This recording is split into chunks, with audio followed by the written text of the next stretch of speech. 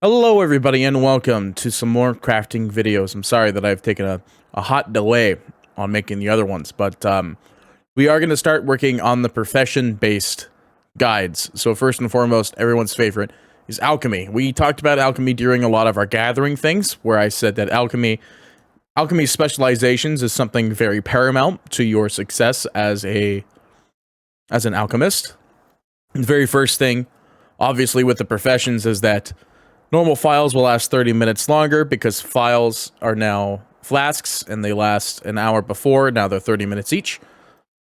Same thing with potion mastery. Non-combat potions will last longer as well. So potion and file mastery are two very important things when it comes down to the alchemy side of things for specializations. But first and foremost, we're going to go ahead and talk about a lot of the crafts that are going to be in alchemy itself. The first one that I want to talk about that's going to be very important when you first start leveling alchemy is the basic file and basic potion, as well as advanced potion and advanced file experimentation.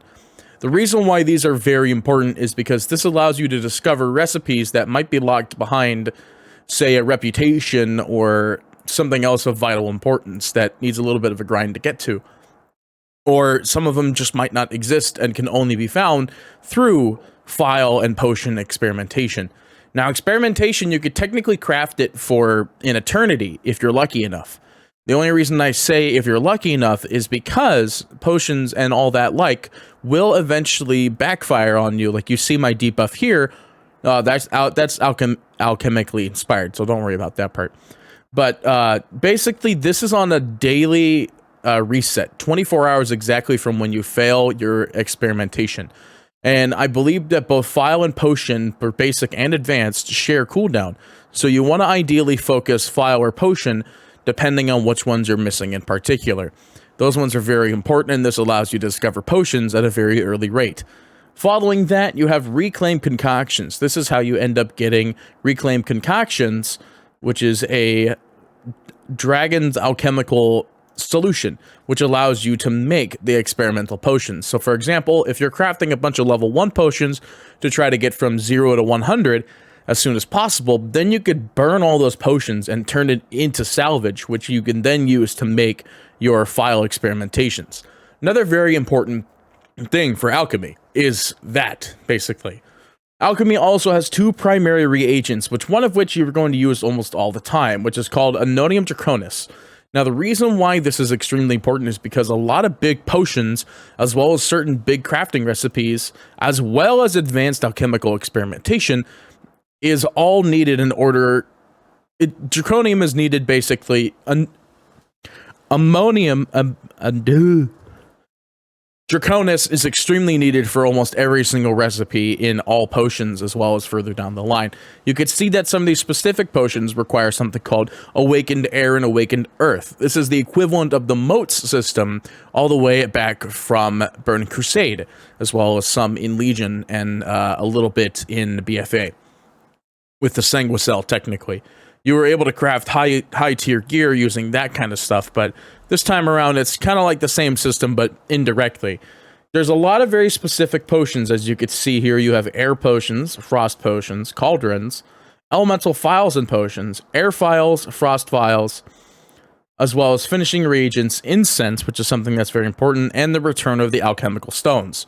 The alchemical stones is a trinket that you could actually equip, which is really important if you plan to use alchemists as your main. I say that because it increases the duration of your files by an extra 60 seconds. So basically, when you're in combat and you get a proc, this can proc your cooldown or proc your alchemical stone to last even longer. It's also the same thing with your combat potions. This is the alchemical stone that's going to be extremely important because this adds cooldown to your combat potions. So that's it's pretty important. You know, you get your battle pots quicker than anybody else in the fight. But let's go back all the way to the top here. We're going to talk about each potion hand in hand with each bit of material. Once again, you have several new types of herbs, and you have 3 different qualities of vials that you're going to have to be monitoring while you're crafting. Because, as you can see here, you still have to craft that in expected quality. However, you can only go up to level 3 when it comes to consumables. So tier 3 potions is the highest you can go to. This also includes cauldrons, from what I understand. This allows you, though, you have to have awakened air, which is something that's going to be very important. Everything kind of drops off of everywhere, so you'll have the opportunity to get awakened air, earth, and etc. through just your basic day-to-day questing, as well as just killing random mobs out in the middle of nowhere. Because every now and again, something's just going to drop an awakened earth. It's just like the moats from Burning Crusade. Everywhere and anywhere, and eventually you could probably mine it. But I haven't seen it quite yet, so that's the big thing. A lot of these potions are going to be very non-combat potions as well. You're still going to have your stat boosts, and you're still going to have your bonus damage. You're still going to have your versatility, all those kinds of fun potions. Healing potions, mana potions, power potions, those will all be there. But there's not that many potions when you actually look down to it. There are a lot more than there was last season, because, you know, we had like none before. Now we have a bunch. The first potion we're going to talk about is while dead, assault your enemy's consciousness with remains of your own, dealing damage until you get revived. Basically. Should you be revived, however, the damage will be dealt instantly. Releasing your spirit will cancel the effect. So, when you're dead, you could use this potion, basically. Bottled Putrescence, which is a 81k dot damage over 10 seconds. It shares cooldowns with combat potions. Potion of Gusts basically allows you to move forward a great distance. It's not actually that far, but it is far enough to make a difference if you have no mobility. Envelops you in a static field, basically revealing stealth while dealing 9k damage. Hush Zephyr is the new Invis potion. Basically, it has 3 qualities. You can make it. Each quality does reduce its seconds by an X amount. So if we go here and quickly swap over to using, let's say, tier 1 vials with... Okay, well, this is not a very helpful example. But basically, if it was a tier 1 potion, it's 12 seconds. Tier 2 is 15, and tier 3 is 18. Very big difference. And the mana potion is considered an air potion. This is the consume mana potion as well. Spiritual Clarity is now going to be called Chilled Clarity. It basically gives you reduced mana cost on 100% of your stuff. However, you have increased cast time for 40 seconds, for 40% at 12 seconds. Then you have Delicate Suspension of Spores, which has been changed to be now use upon a fallen ally to have restorative spores on the ground. This also shares cooldown with combat potions. This is the Frost potions now, by the way. Drink to chill your body, elevating your focus, allowing you to restore 42k mana over 10 seconds. This is the new sleeper mana pot. Very important potion. 42k is a lot. Then you have Potion of Withering Vitality. Consume this potion to instantly heal yourself for 160k, but dealing that same amount of damage as Plague over 15 seconds. Plague is not curable in that scenario. Drink to collapse to the ground. Basically, this is a Feign Death potion, is the Frozen Fatality. And the Healing potion is also in Frost potions now. Cauldrons are very important. So here's the big thing about cauldrons. The first cauldron you can make is called the Cauldron of the Puka. Basically, you could take a sample of the fuzzy liquid as a refreshing drink to restore 80% mana over 20 seconds. However, each sip can turn you into something spooky. Then you have the Cauldron of Normal Power. Now, the difference between the Cauldron of Normal Power and the Cauldron of Ultimate Power is that the Cauldron of Normal Power, you will not need to put Primal Chaos into in order to get potions out of it. However, the Potion of Ultimate Power, Cauldron of Ultimate Power, will require you to put Primal Chaos into the Cauldron in order to get it.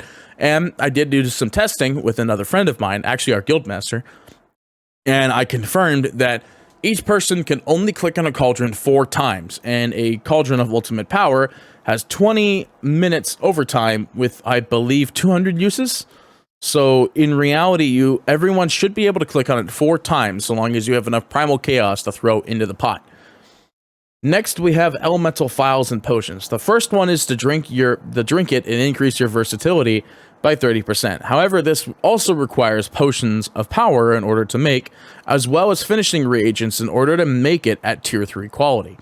You won't be able to make it at 100 with just using baseline quality items, being tier 3 and the Awakened and Primal Chaos that you need to make it. Same thing goes with the Elemental Potion of Power. You are going to need to use finishing reagents in order to maximize the strength, as well as using your profession equipment. Potion of Elemental Power is basically something that's going to be paramount to your raiding success, because this is the new cauldron. There is no cauldron that has flasks in it anymore. Your new cauldron is phials, so that's something very important. And Phial of Elemental Chaos. This is basically the exact same thing, where you can increase each boon by 206 while granting a bonus effect. So this is actually pretty, this is like a fun kind of questing one, I'd say. Have a lot of fun, basically, with that one. That's usually what that's for. Next is the Air Phials. This one increases your intellect by 520 while standing within 10 yards of allies.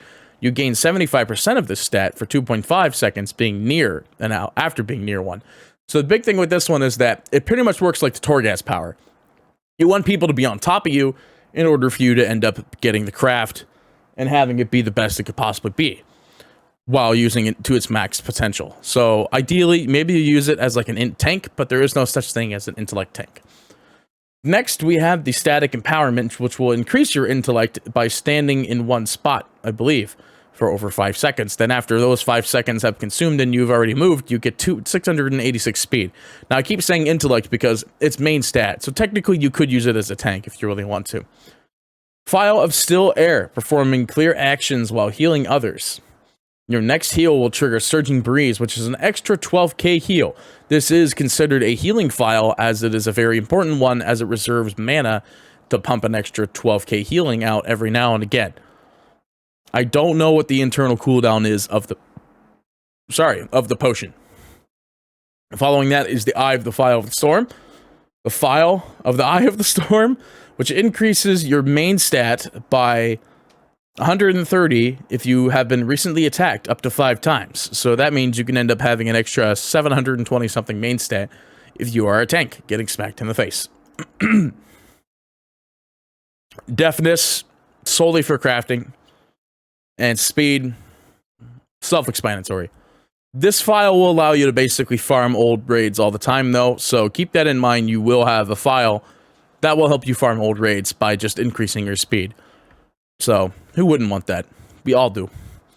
Next, into our Frost Phials, we have the damage taken decreased by 5% while over 50%, but increased by 5% while under 50%. Kinda meh. Nobody really wants that one. Gain Corruption while... which grants 1000 Chaos rating after... Chaos Strike rating, sorry. After suffering 100% of your damage. This is basically the Necrolord ability, where you're in like your chain death. You're running around just smacking people while you're dying. Glacial Fury, which is likely the potion everyone's going to end up using if you're a DPS. Whenever you first attack a target, gain a stack of Glacial Fury for 15 seconds, up to 5 seconds. Dealing damage has a chance to unleash a blast of 5.5k damage. This effect is increased by 15% per stack. So this is something that you really want to end up using. We used it a lot during beta testing. I use it all the time still. Very big thing. Next is the Phial of Finesse. This is strictly for crafting, but keep it in mind, it's a phial. Next is the Phial of Perception. Same thing. Use it for crafting. Use it for gathering. Next is another potion that a lot of people will end up using, is literally the Phial of Versatility. It's literally called that. Increases your verse by 700 average, depending on the quality of the craft. Next, we get into the transmutes. The transmutes are something very important because these will allow you to turn these awakened parts back into smaller parts. So say you already have like 1000 waking decay, but you really actually need like another rousing 200 decay. Then you could just decraft it basically. However, I believe you have a cooldown. You can see it says craft 7 of 7. So you don't really want to be doing it just freely in recklessness, because then you'll never get it back. As you can see here, it did turn back into Rousing Fire. So the same thing with this. Awakened Order can be turned into one random material as well. You want to keep it in mind because Order to Elements and Decay to Elements share cooldown with Awakened Earth and turning anything else into some other material. Keep it in mind, though, that your first craft will always reward you with 5 Artisan's Metal, as well as a Dragon Isles Knowledge Point. Next, for the optional reagents, is something that's called the Potion Absorption Inhibitor. Now, this is something very much like in Shadowlands, because I haven't been caring about Shadowlands at all. That was called like the Potion Enhancer or something like that. And you equipped it, and it increased your potions by 50% based on its equipped delay. So you can see here that it does the exact same thing, as now instead of a crafted piece being 262 only having 1, you could actually have 2 of these, but it doesn't apply the effect twice. So you do want to keep that in mind. Next, for the finishing reagents, we have a bunch of extra little bits. Basically, when crafting increases your skill by 30%, you could also use it to break into smaller insight. Keep in mind that a lot of these will end up using Artisan's Metal in order for you to make it, as well as any awakened materials. So, Rithfire ore, oil. So here's the thing, you're 15% more likely to improve at your profession, but your recipe difficulty is increased by 30. When crafting, inspiration is increased by 40 with crafting speed of 16. Stable Draconium increases bonus skill from inspiration by 20%, increases inspiration by 40, and multicraft by 36. This one's going to be one that's going to be used a lot, basically. The potion augmentation is going to be huge for everything. Increases inspiration and multicraft by 36. Same thing with the reactive file embellishment. Incense is something that every crafter is going to want to pay attention to. What happens is you could throw down incense, increasing your inspiration by 20 minutes, or you could increase your mood by 3 minutes, or you could increase your emotions, apparently, by 8 minutes. Or you could fall asleep for 3 minutes. Basically, the big one is the Sagacious Incense. This allows you to make potions at a much more inspiring rate. And it actually is low cost, except for the Primal Conversion part. Primal Conversion is pretty hard to make. As you can see here, it's one of every awakened material. So not easy to make. Definitely not easy to make. You want to do multi-craft on your awakened materials, especially when you turn it into a Primal Conversion. Oh, sorry. Next, we're going to briefly talk about some of the specializations. The first one is the Potion Mastery. Now, as you can see at the very beginning of the first Potion Mastery spec, non-combat potions last longer. This will be something very paramount to Keystones, I imagine. So a lot of people will be running Alchemy, I believe, on their mains, because this includes your Invis Potion, your Healing Potion, your Feigned Death Potion, all those potions. They all get increased by this non-combat potion lasting longer. And then from that, you can see that each potion will have a specific secondary effect. If you drink an air formulated potion with 1 spec in your mastery, you get increased move speed. Frost formulated, you get an extra little bit of health over time. This one's also huge as well, because if you drink a health potion, that's pretty good. And health potions is frost. Potion lore is basically increasing strength based on crafting, and following that is increased breakthrough chance with both multi-craft as well as just your potion experimentation. It's pretty much the same thing with file mastery. Longer potions across the board, longer potions across the board, longer potions, multi-craft, experimentation. Alchemical theory is one that's a little bit extra. Basically, you could use this alchemical theory to basically boost your crafting necessities in a sense. This also allows you to craft one of the other alchemy stones. But each one basically is like you could turn some transmutation and you get more resourcefulness while you're doing transmutes. You can do chemical theory, which is increasing multi-craft for potions, as well as everything between the way. Decaying potions increase multi-craft with decay, and plague potions, resourcefulness, chance of saving goods, and inspiring ambience, which increases your inspiration while crafting. I know this was probably a very quick guide, but there is something I do want to throw in as well. Crafting orders have a specific page for each profession as well. So you guys might not have seen, because crafting orders only just recently became a thing, but now crafting orders have a specific page inside each profession, so you could keep track of what one you're trying to do. Say you're on your alchemist and somebody wants potions, but say you're on your blacksmith and somebody wants potions. You could actually go to your potion crafter and see that your work orders are here. This is very, like, strict in a sense. Basically, personal is when the guild is asking you to make work orders, or somebody sends it to you specifically. But overall, pretty good setup in general. You can also request alchemist stones. Unfortunately, alchemists or non-alchemists don't get the alchemy-based benefits, so keep that in mind when you're ordering that.